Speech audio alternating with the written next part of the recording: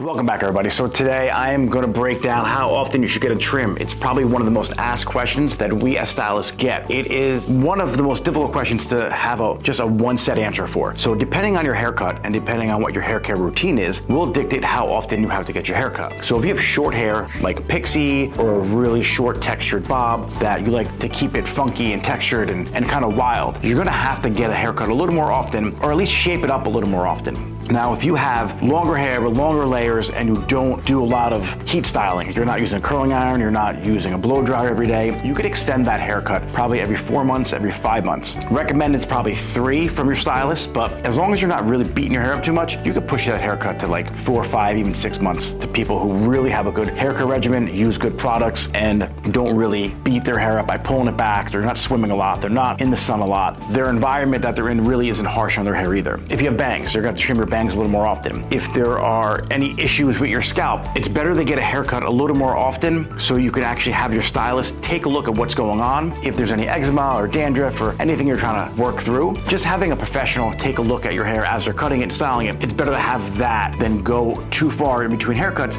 and let any of those ailments or issues build up and get worse. You know, we're not a dermatologist, but we are trained to spot certain things that you might have on your scalp, or if there's any issues with your hair falling out. If we see your hair more consistently, we can let you know that it's either getting better or getting worse, or your hair's getting thinner, or it's actually repairing and getting thicker. We don't just cut your hair and send you out the door. We actually a lot of times take a look at your scalp, see what's happening with your hair, if it's getting thinner, if it's healthy, if you have any dandruff, if you have any eczema, if there's any scalp issues going on, we could let you know about them, and then you could probably go see, you know, another doctor or someone else who's a little more professional in that area of skin. So when it comes to haircuts, as long as you're not beating your hair up too often, you can push it every 3, 4, 5, even 6 months for some people. If you have a short pixie or something that you need to maintain the length and the style, then that's gonna be every 6 weeks to at the most every 8 to 10, and that's pushing it because you're really gonna start losing your style and what the cut is meant to do for you. Let me know what you think, how often you go in between haircuts. Let me know in the comment box below, and then I'll see you guys next time. All right, bye.